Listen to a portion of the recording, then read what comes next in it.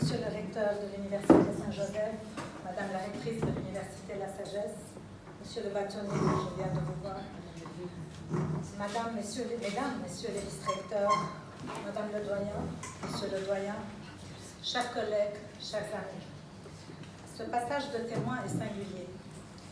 Il porte en lui une histoire, celle d'une amitié qui défie le temps, comme elle a défié les années sombres du Liban. De Nazareth au dédale de l'Université Paris II, nos chemins se sont croisés, confondus, mêlant la rue Nasra à la place du Panthéon et la rue d'Assas à la rue du Vin.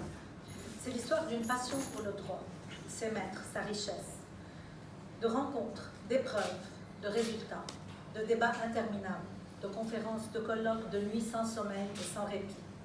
L'amitié est d'abord présence et conscience, partage et échange, rire et consolation. Elle s'est cultivée par la solidarité née de l'éloignement familial, la confrontation aux épreuves, le cheminement commun. Léna, permettez-moi de l'appeler par son prénom, et moi, fûmes tout cela. Voilà pourquoi, Madame le doyen, ma chère amie, nous partageons ce jour un sentiment inédit, celui de devoir endosser l'habit officiel d'une cérémonie de passation, alors que nous avons passé et repassé tant de passages par le passé. Ce n'est pas pour autant une cérémonie pompeuse, nous l'avons voulu simple et conviviale, je dirais même familiale, car cette faculté est une grande famille. Et c'est sans doute cette atmosphère de famille qui a toujours été en suspension dans l'esprit de la faculté, qui explique que, pour nos aînés, comme pour Léna, comme pour moi, lorsque le devoir appelle, aucune hésitation n'est possible. L'élan est tel que le cœur répond spontanément à l'appel avant même de solliciter la raison, de scruter les circonstances personnelles, les difficultés de la mission. C'est aussi cet esprit de famille qui, comme par enchantement, réunit autour de nous, et du doyen Faïs Hachani que je salue, nos prédécesseurs qui ne sont plus, les doyens Topakian, Ranaj, Shmali, mais qui veillent nostalgiquement sur nos parcours. Que penseraient-ils aujourd'hui en ce lieu où leur bienveillance et leur rayonnement restent vivaces? Saurons-nous perpétuer la place et la prestance qui fut la leur, et l'excellence qu'abritent les murs de notre établissement? Ce pari, chère Léna, tu l'as déjà gagné. Subissant les crises que l'infortune nous inflige depuis 3 ans, de la crise financière à la crise sanitaire, sans oublier l'inqualifiable explosion du 4 août, tu as résisté au chaos, affronté la chienlit, vaincu les imprévus. Prenant les rênes de la faculté, au moment où les aînés de nos enseignants devaient l'un après l'autre la quitter, tu as été très vite confronté au défi d'assurer la relève du corps enseignant. Ton insistance à maintenir les missions des agrégés français, les recrutements judicieux que tu as su effectuer dans le vivier des jeunes docteurs ont permis à nos étudiants de bénéficier, aujourd'hui comme hier, d'un enseignement de grande qualité. Pendant ton mandat, de nombreux diplômes ont vu le jour. Le LLM de droit des affaires à Beyrouth, puis à Dubaï, le master de droit public en codiplomation avec l'université Lyon 3. Tu as créé un parcours d'excellence, le collège de droit, pour valoriser et motiver les meilleurs de nos étudiants. Tu n'as pas pour autant oublié qu'il fallait accompagner et encourager les autres, ceux qui étaient moins outillés à la case départ. Le parcours renforcé a permis de restaurer l'égalité des chances et à chacun de pouvoir, par le labeur, trouver sa place dans cette maison. Sensible aux exigences de la recherche, tu as renouvelé Proche-Orient Études juridiques dont les 2 derniers numéros sont conformes aux normes internationales. Et tu as appuyé sans limite les activités du CEDROMA. Tu as mis en place le Conseil d'orientation stratégique dont les membres ont été d'un appui précieux en cette période de crise. Enfin et surtout, dans la droite lignée des doyens de cette faculté, tu as résisté à toute forme de médiocrité. La médiocrité du langage, comme celle des idées. De sorte que, face à la profusion des universités libanaises, et qui ne sont parfois que des boutiques auxquelles des gouvernements complaisants ont conféré le statut d'université, la faculté de droit et des sciences politiques de l'USJ est restée première dans son domaine.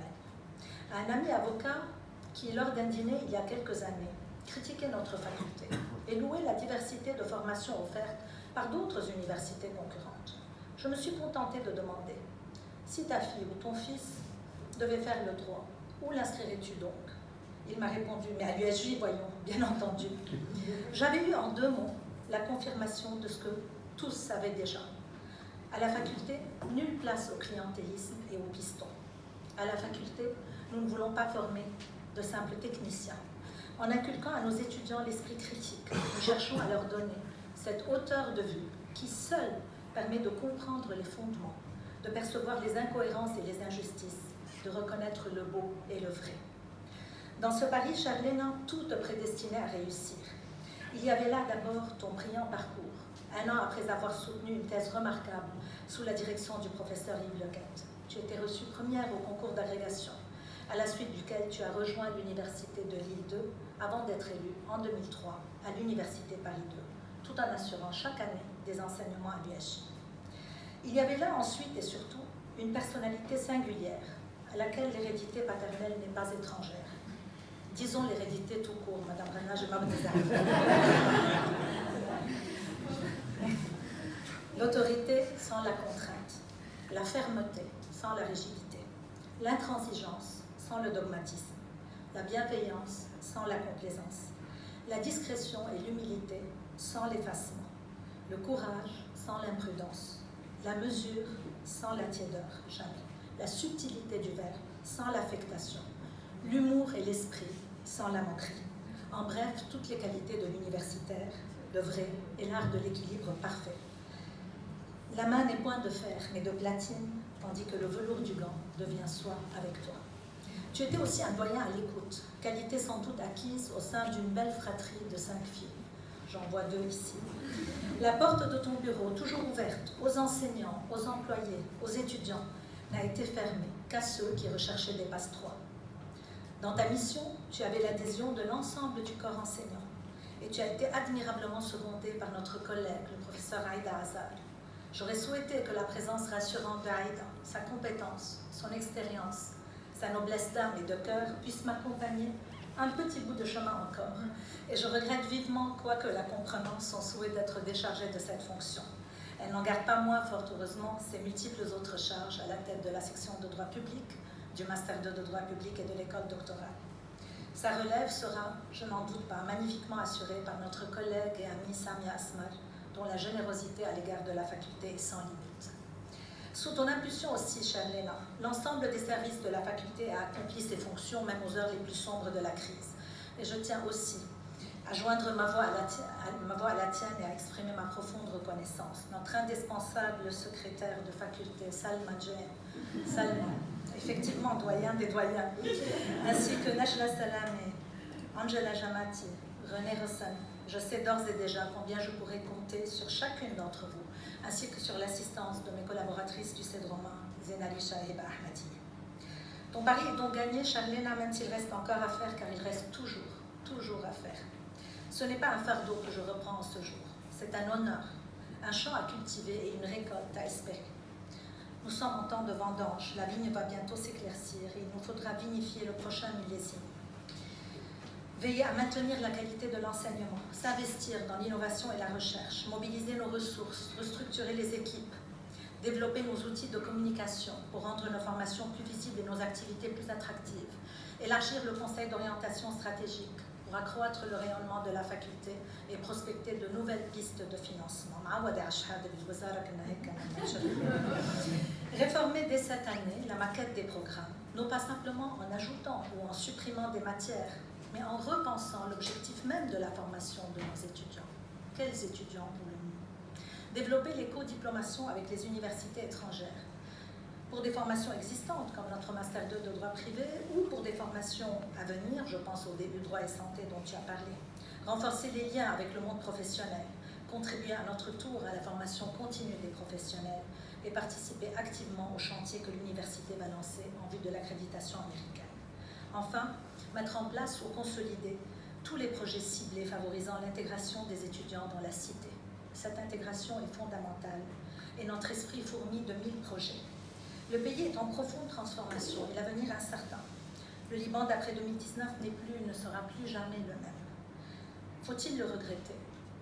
N'est-ce pas l'occasion, au contraire, de contribuer à sa renaissance? Mais pour cela, il faut insuffler à nos jeunes un vent d'espoir, chasser les lamentations et les jérémiades, retrousser nos manches. La crise que nous traversons est au fond aussi et surtout une profonde crise morale. Et l'université porte à cet égard une responsabilité immense. Parce que ce qui a fait le Liban, ce qui explique la réussite foudroyante de sa diaspora, ce ne sont pas nos gènes, c'est notre système éducatif. Cette responsabilité, c'est celle de la résistance culturelle à laquelle appelait le recteur Salim Abou dès 2003. Il mettait en garde à cet égard contre deux périls, les slogans, ennemis de la réflexion, et le désintérêt envers la chose publique, ennemi de l'action. C'est précisément dans la tradition des pères jésuites le sens de votre lutte incessante, monsieur le recteur. Il me revient ici à l'esprit une formule attribuée au président Chirac conférant la Légion d'honneur au recteur Ducruyer. Il ne cessa de créer, même lorsqu'autour de lui, tous désespéraient. Je sais que dans mes lourdes fonctions, j'aurai votre appui, monsieur le recteur. Merci de m'avoir témoigné votre confiance. Je sais que je vais aussi harceler les vice-recteurs, mes collègues ici réunis. Je sais aussi que j'aurai l'appui du comité des anciens, dont la présence aujourd'hui symbolise leur sentiment d'appartenance et de fierté, et qui n'a eu de cesse d'appuyer par ses donations les étudiants en difficulté. Permettez-moi aussi d'avoir une pensée pour tous ceux qui ont imprégné cette maison de leur marque et qui nous ont quittés pendant ces 2 derniers mandats. Les doyens Pierre Renage et Elisha Chmali, bien sûr, le professeur Salim Jahel, M. Nabil Mamali et Mme Katia Assil. Je pense aussi à certains de l'autre côté de la Méditerranée, comme le professeur Philippe Mallory. Chère Léna, tu ne quittes pas cette maison, car c'est la tienne. Cette faculté coule dans tes veines, et ta présence habille ses murs. La faculté, d'ailleurs, ne souhaite pas te quitter. Elle a encore de grandes et belles tâches à te confier. Pardonne d'avance les sollicitations, les interrogations vers toi, les doutes que je te confierai, les conseils que je demanderai. Pardonnez-moi enfin de clôturer ce mot en remerciant ceux que je n'ai jamais eu l'occasion de remercier publiquement. Je veux parler de ma famille, qui est mon pilier, et qui a subi ces dernières années les lourdes délices de mes combats.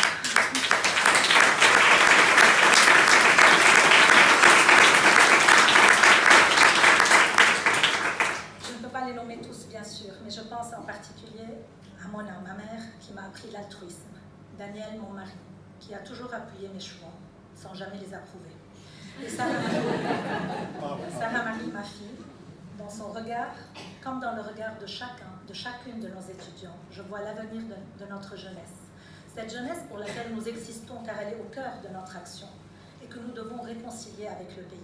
Ce pays, cet État, il lui faudra le mériter, l'investir, le conquérir, et percer après percer, parce que je ne connais aucune autre méthode, le dépouiller de toutes les cellules qui l'ont rongé, souillé et désarticulé. Ce sont, ne l'oublions pas, les petits ruisseaux qui font les grandes rivières. Je vous remercie.